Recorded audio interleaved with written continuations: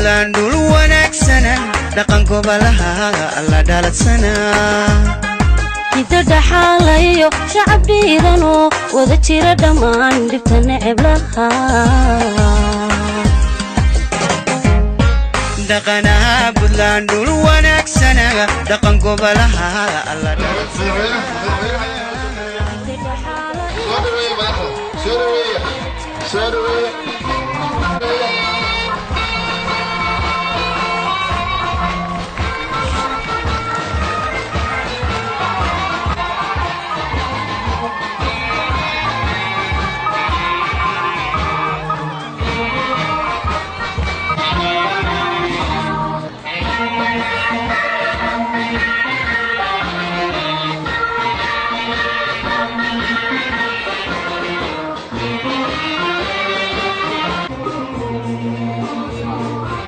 qaybta koowaad waa bandhig waxqabadkii dawladda Puntland oo dhameystiran qaybta kale waxa weeye waa buraanburo iyo gabayo iyo taariikh laga sheekeynayo oo sooyaalka Puntland qaybta kale waa fankii suugaantii qaybta kalena waa khudbadihii madaxda barnaamijkan insha Allah waxaan gudaha galaynaa si toos ah haddana waxaan ku soo dhaweynayaa kelmadii guddiga qabanqaabada 1 Agoosto xafladeeda waxaan u yeerayaa wasiir ku-xigeenka wasaaradda maaliyadda mudane Cabdisalaam Bashiir Cabdisalaam golaha wasiirada golaha baarlamaanka haweenka ururada bulshada qaybahooda kala duwan taliska ciidanka saraakiisha ciidanka bahda saxaafadda dhammaan ka soo qaybgalayaasha xafladan waxaan ku salaamayaa salaanta islaamka assalaamu calaykum wa rahmatullaahi ta'ala wa barakaatuh wax badan oo hadal halkan kama soo jeedinayno anigoo ku hadlaya magaca guddiga qabanqaabada xafladda 1 Agost anigoo ku hadlaya magaca gudoomiyaha guddiga oo ah wasiirka howlaha guud mudane Cabdirashiid waxaan leenahay dhammaantiin ku soo iyo guddiga qaybihiisa kale kulligeen waxaan leenahay ku soo dhawaada xafladatan waxba kagama duwanaan doonto xafladihii hore sida aan wada ogsoonahay maanta Puntland waa 19 jirsatay madaxweynaha dawladda Puntland wuxuu magacaabay guddi heer qaran ah oo ka shaqeeya agaasinka xafladatan iyo isku xirka dhammaan gobolada Puntland si looga xuso xafladatan iyo jaaliyadaha dibadda sida liajligeed waxaan leeyahay ummadda reer Puntland meel kasta ay joogaan farxad ku ciida farxad ku dabaaldega runaantii haddii aanu nahay guddiga qabanqaabada xafladatan caawa waxay noogu dhacaysaa xafladdu sidii xafladihii hore noogu dhici jireen waxyaalaha ugu muhiimsan xafladda caawa lagu soo bandhigi doonana waxaa ka mid ah waxqabadkii xukuumadda iyo hirgelintii mashaariicdii hirgashay oo ku hirgashay isku tashigii uu madaxweynaha dawladda Puntland uu iclaamiyey dalka sida gadaasheeda ka muuqata waxa halkan ka muuqda sawiradii iyo waxqabadkii iyo mashaariicdii hirgashay oo ku hirgashay waxqabadka sidoo kale waxa la soo bandhigi doonaa fiideo ka sheekeynaya waxqabadkii dawladda sida liajligeed waxaan leeyahay dhammaan ummadda reer Puntland farxad ku ciida waxaan leeyahay ummadda reer Puntland mar labaad iyo mar saddexaad baa anigoo ku hadlaya magacayga iyo magaca guddoonka agaasinka xafladda 1 Agost ku soo dhawaada xafladda 1 Agost gacmo furan Puntland waxaan u rajaynayaa guul iyo horumar waa mahadsantihiin aad baan ugu hambalyeynaa oo ugu faraxsanahay waxaana ka imeeshiinada ay degmada ay qadiimiga waxay soo casuntay gudoomiyaha ururka haweenka Puntland Marwo Khadra aad baan ugu faraxsanahay aad baan ugu hambalyeynaa waxaana leenahay ilaahay ayna ku guulay bismillaahir rahmaanir rahiim ilaahow balada maahan tadbinagaaga jabi ilaahow balada maahan tadbinagaaga jabi ilaahow burcadnabada muslimiin bogooda mari ilaahow badayo badigaanoogu yeelbuhan ilaahayow belalkina hareer hanagu balayn ilaahowna badbaadiyo bedxijaabna geli ilaahowna gubeeg wanaaha gaaga baaxadale ilaahowna gubeeg wanaaha gaaga baaxadale garsoorkiyo gola sharciyo geesiyaasha mudan garsoorkiyo gola sharciyo geesiyaasha mudan golaha baarlamaanka iyo عيدا ماذا قلت لي شعب قلينا يا نباتي قربها كسيدا بدلا وقامرتو كوشيبان هبتلي كوغيني سقال إيو طبنا هاد باقل قال بحداي كودون كيدا شدي ننقر واحسنا دمانتين قعلا وقد قربان كتما أدو يدو هير بهير بيهيانو تهي أدو يدو هير بهير بيهيانو تهي تذكو وحيهين سنة ينهران دوين بدلانيه ميلاديو هدف كنو ومدقورا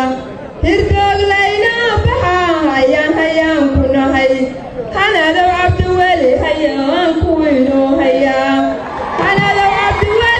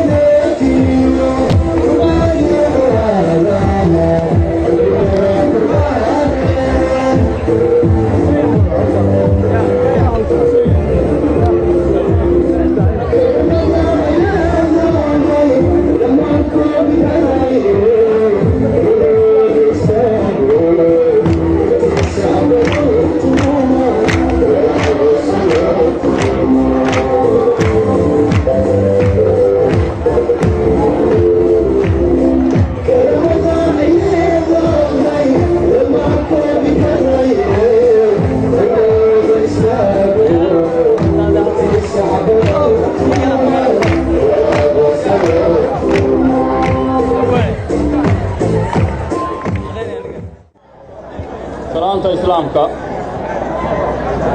qof waliba isaga meesha uu ka leeyahay ka qaadanaya. Assalaamu calaykum waraxmatullaahi wabarakaatu. Aali xaaja waa Allah inoo subiyo muraadkeennana Allah sahla masaalkan Allah ina ka wada. Ilaah baa mahad leh. Inta tan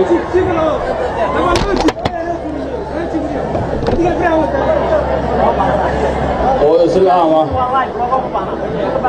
inta ilaahay isugu keenayna mahad leeyahay. waxaan aad u soo dhaweynayaa xafladan qiimaha leh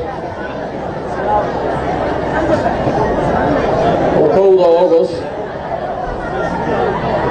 19 jirkii Puntland intii soo agaasintay iyo intii soo ayidayna aad baan ugu mahad celinay. intaa kadib waxaa isweydiin leh waqtiga hadda lagu jiro waa 6 saac oo habeenimo. xafladuna waxaa moodaa kow inayan joogin. ummadda haatan meesha joogtana ay muuqato tirsigeeda iyo tayadeeda. in badan oo haatan ama boos weyday ama soo gaari weydana ay jirto. khalifaadda intaa leeg wixii keenay ayaa isweydiin leh. waxay tahay dhisidda Puntland ama jiritaanka Puntland qiimaha ama ay reer Soomaaliya u leedahay ama reer Puntland u leedahay. sidaa laaligeeda ayaa keentay miisaaniyadda intaas leeg iyo ummadda intaas leeg inay meeshaan timaado ama ay xilligaa ku soo gaarto. waxa weeye marka baadiyo waxay yidhaahdaan sanadka tegey haraatidiisa iyo ka soo socda hardidiisa ilaahu naga hay. sanad ayaa dhammaaday, sanadna waa inoo cusub yahay. sanadkii tegey khayrkiisa Allah hayna siiyo, kan soo socdana sharkiisa Allah hayna ka dabaalo. waxaa isweydiin le marka maxaa inoo dhammaaday oo aynu bogaadinaa? maxaa inoo qabyo ah oo aynu dhammaystirnaa? maxaa inoo dhiman oo aynu bilownaa? wixii qabyo ah waxaa laga qaadanayaa ayaan qabaa sanadka dhammaaday oo hawshiisu socotay baa qabyada keenaya. dhammaystirka iyo bilowgana waxa wax ku leh qaybna ka qaadanaya sanadka cusub.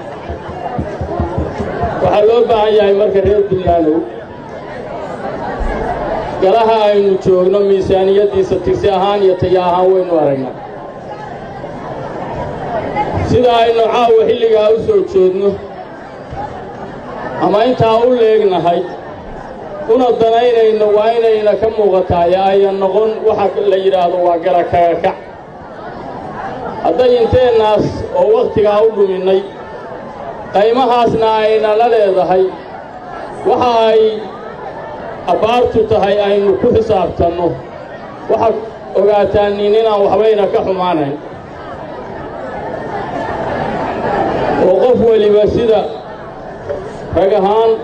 iyo dumar ahaan dawlad ahaan iyo shibil ahaanba kaalinta kaga aadan fikriimada dadakan ama Puntland uu ku qaato wixii kaga aadan inaan waxba xumaanayn.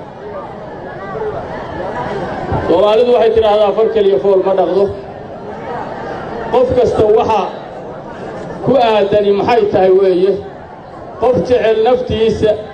dadkiisa, dunyadiisa, reerkiisa in dhibaata haleesho qof jecel ma jiro. qof waliba wuxuu jecel yahay inta uu mas'uulka ka yahay oo uu khaaska u ah inay dunya ahaan iyo dad ahaanba ugu fiican yihiin. intaasoo la badiyey oo la isu keenay weeye intaan marka danteedu iyo horumarku. weelkuna guntu ka askumaa baa la yidhiyo waxay kasta oo ugu horumara waa inay noqoto nabadgelyadu. haddii intaasaynaan layna ka helin waqtiga aynu hadda u taagannahay iyo waxaynu isu sheegayno waxbaa qabyo ka noqonaya marka dawladda uu madaxweynuhu hogaaminayo waxaa looga baahan yahay lagana sugayaa wixii ay shalay xilka u qaaday ama u dhaaratay baa laga doonayaa waxay ila tahay waana u tirsan yihiin waana u tilmaaman yihiin siyaasad ahaan inta ay leeyihiin ama abbaartu tahay dadweynahana waxaa looga baahan yahay wixii baahidoodu tahay waxqabadkoodu inuu ka muuqdo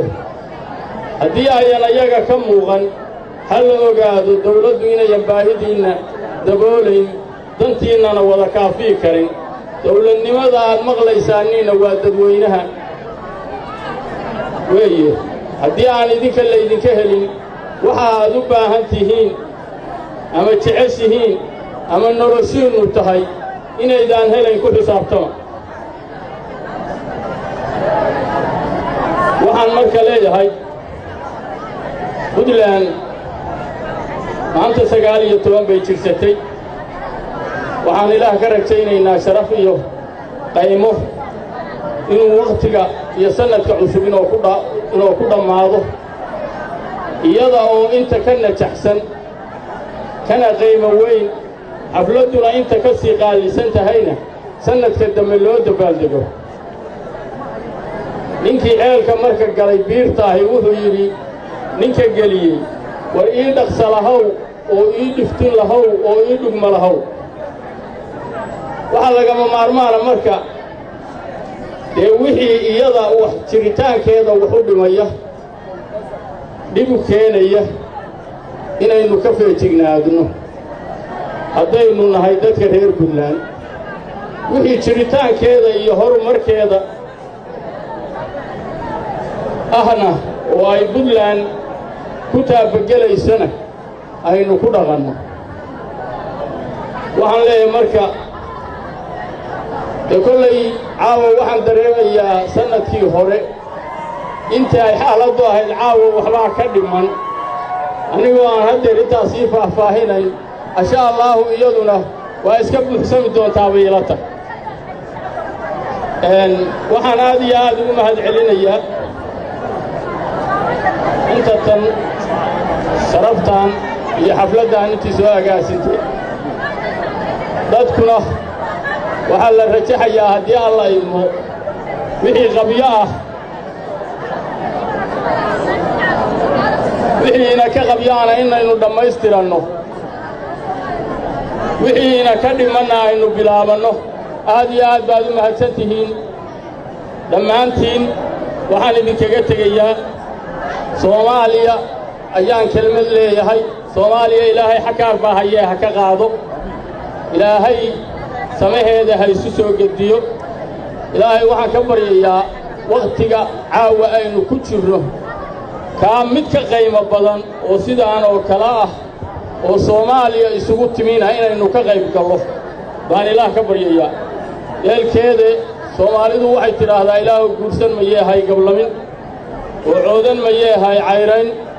oo camal falan mayeehay cadaabin saddexdaa ilaah waa awoodaa baa layi laakiin kuma yeelo waxaan leeyahay marka soomaaliyay maanta waxa aynu ku jirro iyo wixii aynu soo marray waa og tihiin dee waxaa loo baahan yahay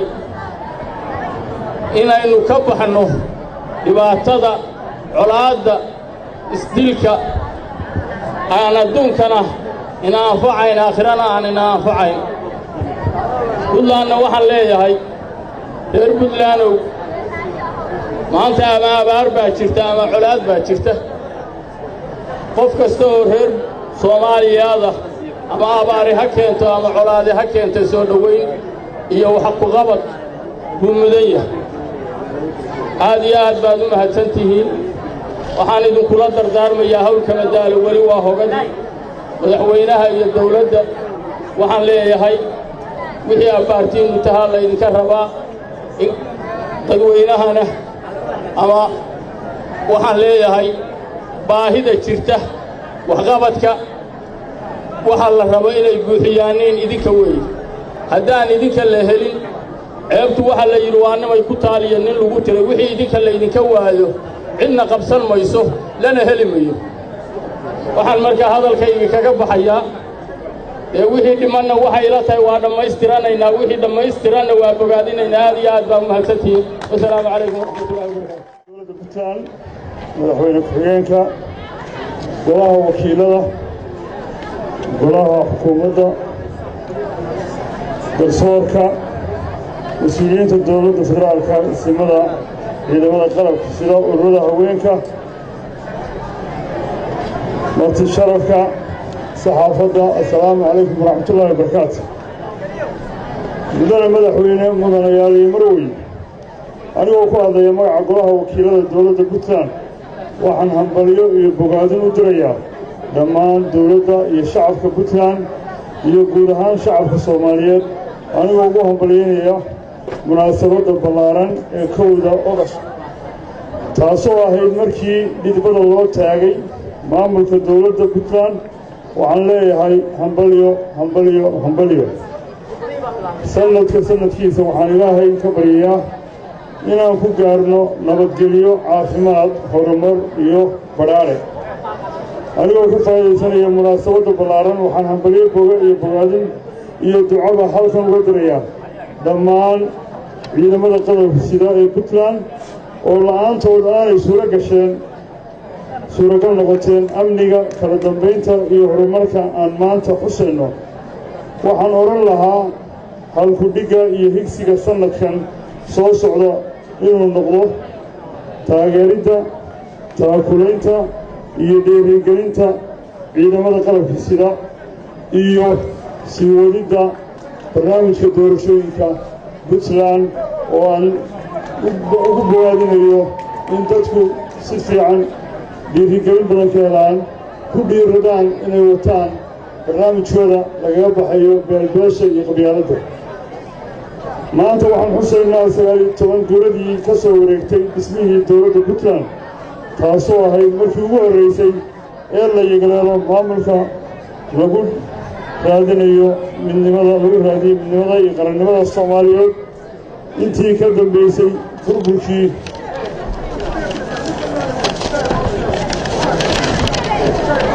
dowladdii dhexe ee soomaaliya 1990 waxaan eebbe mahadiis ah in puntland gaartay ujeeddooyinkii loo asaasay kuwaasoo ahaa taabagelinta maamulka dowliga ah oo laga hirgeliyo gobollada puntland iyo raadinta midnimadii iyo qarannimadii soomaaliyeed iyadoo loo marayo nidaam federaal ah puntland muddadii ay dhisnayd waxay guulo wax ku oola ka gaartay dhinacyada siyaasadda dhaqaalaha iyo amniga horumarinta arrimaha bulshada iyo kaabayaasha dhaqaalaha taasoo sanadka ka dambeeya kor u sii kacaya cid kasta waa u muuqataa dimuqraadiyadda wadatashiga iyo isla xisaabtanka ka jira puntland waxaa taa suuro geliyey eebbe ka sukow shacabka sharafka badan ee puntland oo mar kasta u taagan taageerada iyo la shaqaynta maamulkooda dowliga waxaan rajaynaynaa inaan taas ka sii badin doonaan qofku sii badin doono waxaa ammaan iyo bogaadin u soo jeedinayaa golayaasha iyo madaxda dowladda puntland kuwii hore iyo kuwa hadda xilka hayaba oo soo hoggaaminayay muddadii ay puntland jirtay mar kastana u taagnaa gudashada waajibaadkooda dastuuriga ah oo lagu horumarinayo nidaamka maamulka dowliga ah horumarinta arrimaha bulshada iyo nidaamka federaalka ah oo ka hirgala soomaaliya waxaan ugu baaqayay shacabka iyo dowladdaba inaan gacmaha isqabsanno kana wada shaqayno amniga horumarka dalka lana soo dhowayno cid kasta oo horumar ku soo kordhinaya puntland lana hanto horumarka kaabayaasha dhaqaalaha ee hadda soo socda iyo kuwa inoo qorshaysanba waxaan naga go'an sida mabaadi'da asaasiga ah ee dastuurka puntland qabo inaan hormuud ka noqonno raadinta iyo ka shaqaynta midnimada iyo qarannimada soomaaliya taasoo loo marayo sifo sharci ah hase ahaatee puntland cidna gorgortan kala geli mayso xilka iyo waajibaadka ka saaran in ay dowlad federaal ah ka hesho xuquuqdooda dastuuriga ah ee siyaasadeed dhaqaale iyo kuwa arrimaha bulshada mana aqbali doono in puntland lala simo ama lagu matalo meelo ama gobollo aan maamul dhab ahi ka jirin xuquuqdoodana la carqaladayo waxaan ku soo dhaweynaya insha allah intii iga dambaysa madaxweyne ku-xigeenka iyo madaxweynuhu horeeyaan assalaamu calaykum waraxmatullahi wabarakaatu bismillahi raxmaani raxiim madaxweynaha iyo guddoomiyaha baarlamaanka guddoomiyaha maxkamadda sare marwada koobaad brofesor hodan siciid iyo dhammaan ka soo qaybgalayaasha xafladdan runtii aadka u quruxda badan waxaan ku salaamayaa salaanta islaamka assalaamu calaykum waraxmatullaahi wabarakaatu waxaan rabaa xafladdeedu aniga mahadnaqoon bay u badan doontaa marka ugu horraysa inaan u mahadnaqo qabanqaabayaashii shirkan amin xafladdan soo qabanqaabiyey oo ugu horreeyo wasiir cabdirashiid maxamed xirsi iyo intii la shaqaynaysay waxaan kale oo u mahad celinayaa ciidamada qalabkiisada ee runtii inoo fududeeyey inaynu maanta goobtan ama barxaddan laydha badan quruxda badan inoo suurtageliyay inaynu isugu nimaadno iyadoo sidii loo sheegayba haddeer saacaddu ay taagan tahay 12:00 iyagana waan u bogaadinayaa dadweynaha sharafta leh ee runtii la'aantoodan xafladdu sidan u qurux badnaateenna waan u mahad celinaya haddii aan intaa dhaafo waxay la tahay xafladdan ilaa iyo 8 aynu soo bilownay haddii ay tahay suugaan haddii ay tahay filim haddii ay tahay khudbad intaba waa waxqabadkeedii iyo ammaanteedii iyo bogaadinteedii runtii waa lagu sheegay maqal iyo muuqaalba waa lagu haystaa anigu hal shay uun baan intaa ku darayaao wixii ka dhimanaa filimkaa iyo intii la yidhi wixii ka dhiman dee madaxweynihii baa jooga odhanaya laakiin waxaan rabaa inaan ummadda reer puntland mid u sheego puntland waa meesha keliya ee runtii aan qabo maamullada soomaaliya ka jira maanta ee horumarka baaxadda leh nooc kastaba leh ay ka socoto taana waxaa runtii keentay midnimada dowladda wada shaqaynta dowladda iyo shacabka iyo ammaanka sugan ee ciidamada qalabka sida ee reer puntland ay gaadheen baa taa ka markhaatiya waxaan leeyahay sidii horeba loo yidhi far keliya fool ma dhaqdo dowladda keliyihii yacni kuma fillaateen runtii haddaan shacabka reer puntland meel kastay joogaanba haddii aanay dowladdooda ku barbartaagnayn ka shaqaynta amniga iyo horumarka dalka waxaan jeclahay xafladdan iyadaa oo ku aadan 19 guuradii maalintii la aasaasay puntland inaan reer puntland meel kastay joogaan gudaha iyo dibaddaba inaan hambaliyo idhaahda marka ugu horraysa mar labaadkana aan ilaahay ka baryo in ilaahay inagu gaadhsiiyo sanadkiisa barwaaqo iyo bashbash iyo horumar suuban waxaan qabaa waa sidii la yidhi uu lahaa islaan ciise wixii sanadkii hore soo socday ee sanadkan dhammaadayna dee waa lagu xisaabtamayaa waxaad ka arkayseen muxuuha sawirkii ama filimkii wixii bilaabmaya oo looba kuwa badan inay bilaabmayaanna allahayna gaadhsiiyo waxaynu ku qabsan karnaana waxa weeyaan innagoo midnimo iyo iskaashi iyo wada shaqayn la nimaadna taasna reer puntland waa lagu yaqaanaa aad iyo aad baan idiin salaamaya waxaan jeclahay khudbadda inteeda kale inaan ku soo dhaweeyo madaxweynaha hal shay uun baan ku daraya waxaan qiraya oo halkan ka qiraya waa markhaati furkii siyaasadda dowladdii waxay ahayd in ay laamiga dhaafto waxaad markhaati nooga tihiin inkastoo kulligiin aydan joogin aagashe laakiin markhaati waxaanu ka nahay inay gaadhay dowladda puntland meel kasta oo puntland ka mid ah horumarkiina ay gaadhsiisay taa lafteedu in la xuso oo la tilmaamo waa ay ku midan tahay waxaan rabaa inaan madaxweynaha soo dhaweeya madaxweyne ku soo dhawow waddankan oo naftooda iyo maalkooda u huraa iyo dhiiriskoodaba waxaa caawa sharafteedu ah madaxweynaha puntland 19 guurada ka soo wareegtay asaaskii puntland inuu ku sharfo shahaado sharaf 4 xubnood oo muhiima oo shacabka reer puntland muhiim u ah dhibaatadii dhacday ee abaartii guddiga dhiisha isaga dhigay qiimo weyn ugu fadhiya shacabka puntland waxaan ugu yeerayaa marka ugu horreysa guddoomiyaha guddiga abaaraha ahna madaxweyne ku-xigeenka puntland injineer cabdixakiin xaatacali adeeg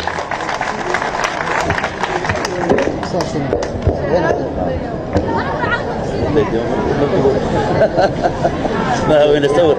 ورقة وما سنتي waxaa kaloo sharaf weyn madaxweynaha oo ah inuu caawa halkan shahaado sharaf ku guddoonsiiyo doorkii laxaadka lahaa uu ka qaatay abaartii waddanka ka dhacday islamarkaana ahaa guddoomiyihii martida loo ahaa xilliga abaartu dhacday ee dadka soomaaliyeed ma aha reer puntland soomaaliya daba qaxday mudane cabdiqaadir siciid caarshe guddoomiyaha gobolka keentaar soo dhaweey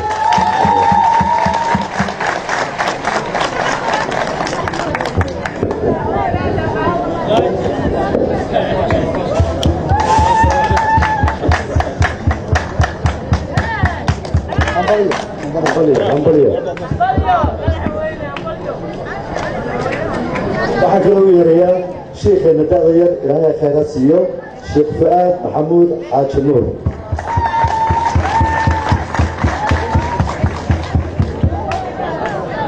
shiikha waa arki doontaan waa nin dhalinyar ah waxaan qirayaa inuu boqol kasta oo puntland ku taalla cagtiisa dhigay miyi iyo magaalada magaca culimmada waana guddoomiyaha guddiga abaaraha ee dhinaca culimmada puntland sheekh fu'aad soo dhawo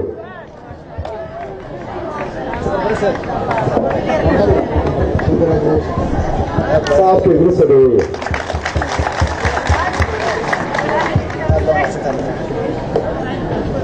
waxaa kaloo u yeerayaa shaksi caan aad u ah oo social mediaha aada uga barateen intii aan wejigiisa aqoonna caawa baran doonto waa guddoomiyihii hore ee gobolka mudug ahna mutadawac maxamuud yuusuf taamaankiyi aad uga soo dhaweeye aad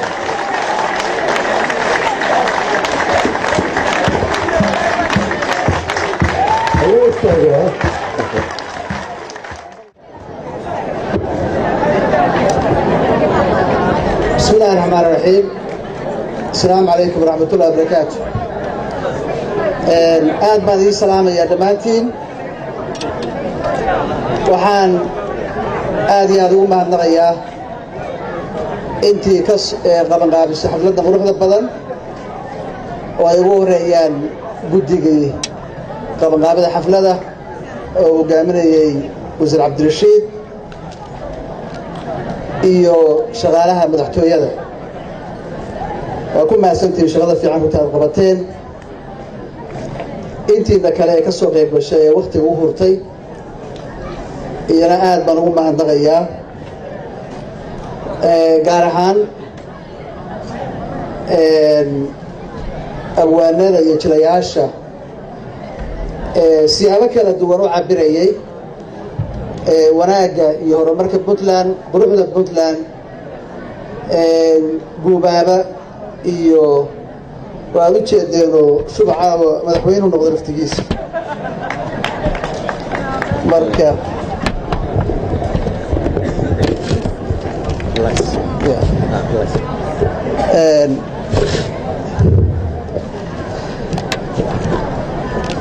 runtii ayaga wixii aan oran kari lahaa runtii yiri sugaanna ku cabiray waa mahadsan yihiin sidoo kale waxaan mahad u jeedinayaa ciidamada qalabka sida horeba loo sheegay oo inoo suurtageliyey inaan nabad ku caweyno nabad ku dabaaldegno nabad isugu nimaadno nabadna ku hoyano aad iyo aad buu mahadsan yihiin sida la sheegay waa sanad guradii 19aad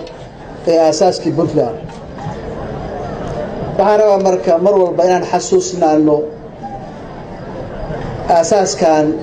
waxaanu leenahay dad aasaasayaala founders baanu leenahay waxaan ilaahay ka baryayaa intii dhimatay inuu naxariisto oo jannadii ka waraabiyo inta noolna aan u ducayno inay wanaag ay ku noolaadaan sidoo kale puntland jiritaankeeda iyo inay jirto inay horu marto inay baraarto inay qurux badnaato dad badan ayaa dhiig u huray intii difaaceeda ku dhimatay sidoo kale waxaan leeyahay allah u naxariisto oo jannadii ka waraabi waxaan rabnaa marka runtii inaan isweydiino dabcan Puntland inay asaasanto abuuranto ujeedadu maysan ahayn asaasayaashii Puntland dabcan ujeeday lahaayeen marar badan marka waxa weeye in aanu dib u milcisano in aanu dib u eegno maxay ujeedada loo aasaasay hadafkii laga lahaa ma lagu gaaray weeye runtii dabcan waxaan wada qiraynaa dhammaanteen in hadafkii lalahaa lagu gaaray oo ahaa inaan maamul samaysano inaanu kala dambayn samaysano in aanu annagu marka hore noqono nidaam jira dabadeedna aanu u guntano una sacayino sidii Soomaaliya dhibka looga saari lahaa sidii Soomaaliya dawladnimadeedii qarannimadeedii ay dib u hanan lahayd sidii wada jir iyo midnimo Soomaaliya lagu gaari lahaa waxaan isleeyahay Puntland dowrkaas ahaa inay ayadu abuuranto dhisanto horumarto gaamurto waa ay gaartay sidoo kale waxay gaartay in ay dhiig iyo dhacaan iyo juhdi iyo dadaalba u hurto in Soomaaliya dib u soo noolaato wax badan baa runtii la gaaray dabcan qurux badan baa muuqata Puntland waa qurux badan tahay runtii aad bay qurux badan tahay horumar badanna waana ku talaabsanay Puntlandtii hore waxay dhashay Puntland cusub Puntland hore waxay ahayd alla sukeeno dadka aanu midowno aanu qabiilka ka gudubno maamul samaysano Puntland cusub waxa weeye taasi hataa baqaado ha horumarto dhaqaalaha samaysato ha qurux badnaato waxa juudiga la wadaana taas ayuu ka tarjumaya بعرفنا مركا والبا طبعا خلطات بدعية طلنا سيارة طبعا كسروا أي شرتي وحيابا خلطنا واي شرا وأنا وذكرنا هيدا مانتين بعرفنا مركا وحي خلطوا دعي ومستيجها إن أنو سحنو سوى أكثر وسحنو وحنا وحنا أكثر أنو سي أم بقانو أنت بجرينو waxaan naga dhiman ognahay naga dhimay wax badan baa dalkan u dhiman iyana inaanu sidii aan ku gaari lahayn hadafkaasi aanu ku dadaalo anagoo oo ku gaarayna midnimo iyo wada jir ayaa loo baahan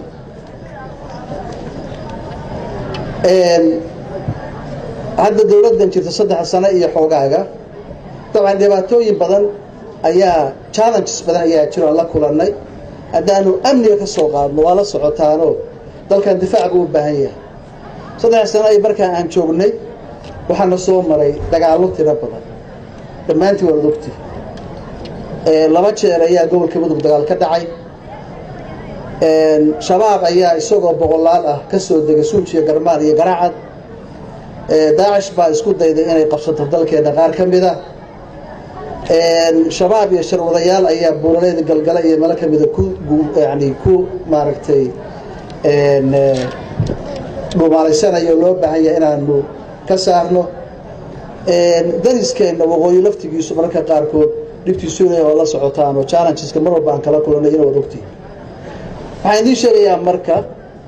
dalku inuu ay Puntland diyaar u tahay inay difaacdo iyadoo intaasoo challenge ay jirto dhaqaale loogu talagalo lagu bixinayaan oo san jirine iyo cid lagu taageeraysa inaanu amnigeega sugno inaanu shabaab la dagaalano haddaad eegtaan Puntland meesha ay ku taal wada garan kartaan strategically meesha ay ku taal gateway-ga yani waxa la yiraahdo aqab nimanka la yiraahdo al-Qaacida in the Arabian Gulf waxay joogaan marinaya waxa weeye Yemen iyo wixii loo gaaro cidda difaaca u ah dalka Soomaaliya ee xigta mar walbaaba dhibtaasi Soomaaliya ka xigsanaysa Puntland cid isku haysa midnimada Puntland ee dhaxtaalka u ah waqooyiga koonfur Soomaaliya Puntland taas waxay keenaysaa marka challenges badan mid koonfur naga yimaada mid waqooyi naga yimaada mid bari naga yimaada intaba inay na saameeyaan waxaan u baahanay marka in sida hore ugu celceliyay dabcan cadawgaas tirada badan waxa looga baahay in looga gudbo midnimo lagu gudubno insha Allah waan guuleysanaynaa dalkana waa difaacanaynaa waan horumarinaynaa insha Allah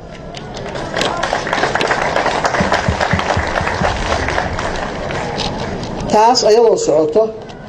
oo aanu difaaca dalka ku dadaalayno shacab iyo xukuumadba ayaa haddana waxaan rabnaa inaan horumar samayno in kaabayaashana dhaqaalaha aan dhisano dabcan markhaataa ka tihiin dhammaantiin dalkan waxaa ka socda horumar aan Soomaaliya meel ka socdoosan jirin waxaa noo bilaabmaya dekado la ballaariyo waxaa noo socda garoomo caalami ah waxaa noo socda jidad waxaa noo socda haykalka dawladnimo oo horumaraya hadduu qolfoof ahaa cayiraya aad ogtihiin waxaan rabnaa marka horumarkaas socda dabcan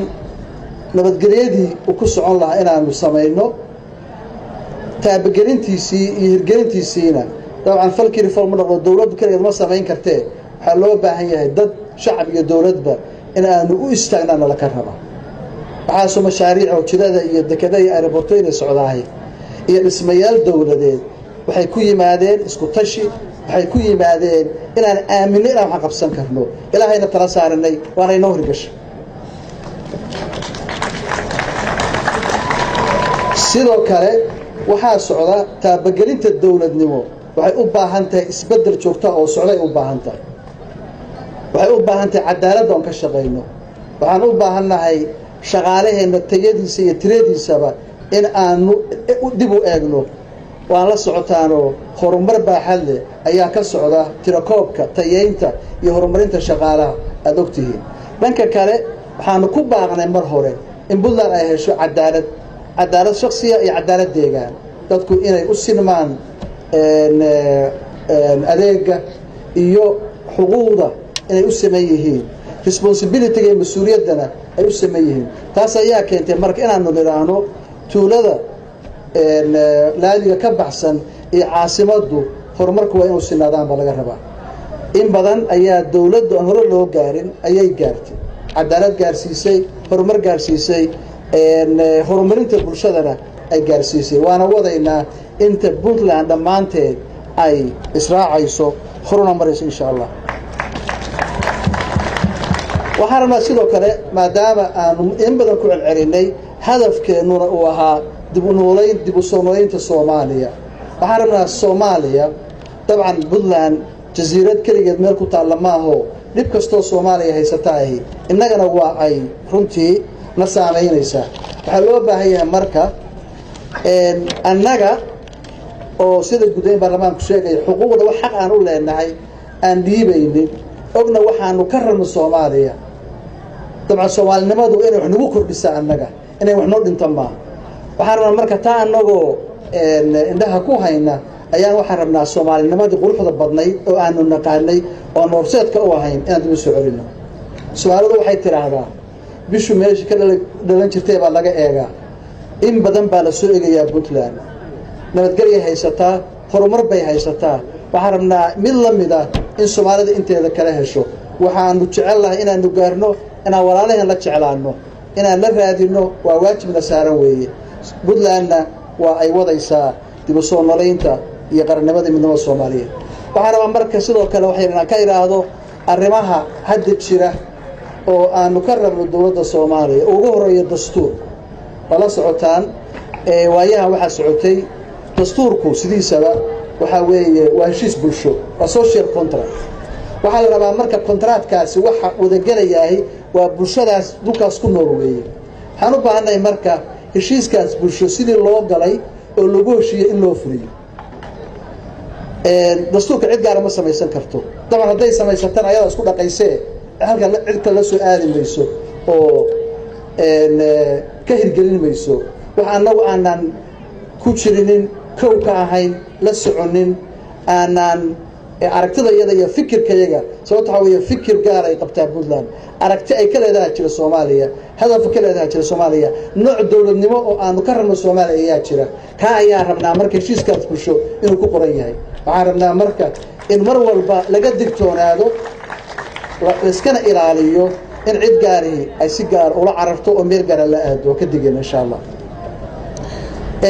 sidoo kale waxaan rabaa inaan in yar ka ilaahdo arrimaha democratization-ka Puntland muddo waa soo socotay waa qurux badnaatay horumar bay samaysay magaalooyin baa dhismay waad u jeedaan abiyadihii 98 maanta inta ay leeyihiin caasimaday noqdeen waxaan rabnaa marka horumarkaas dhanka dawladnimada ah inay la socoto horumar dhanka ah dimuqraasiyadda iyo dadku in ay maamul ay ayagu codkooda wuxuu goyn karo uu samaysmo waxaan rabnaa inaan ka guurno qabyaaladda waxaan ka rabnaa inaan u guurno qarannimo wanaagsan taasna ma lama heli karo haddaan nidaamka dimuqraasiyadda ahi uusan hirgalinin waa la socotaan hadda guddigii doorashooyinku shaqo fiican buu hayaa meel fiican buu wax marinayaa gudoomiye shuuqa ee u dambeeyana waa taan dhaarinoo la doortay waxaan rajaynaynaa guddigu inay hawshaasi si wanaagsan u gutaan waajibaadka iyo wanaagga laga rajaynayana ay runtii ay sameeyaan ayaan rajaynayaa ugu dambeyntii waxaan leeyahay Puntland ha guulaysato Puntland ha horumarto sanadkiisa dambe ilaahay waxaan ka rajaynayaa inaanu ku gaarno horumar midnimo wadajir iyo amnigeena iyo dalkeena aan difaacno waa mahadsantihiin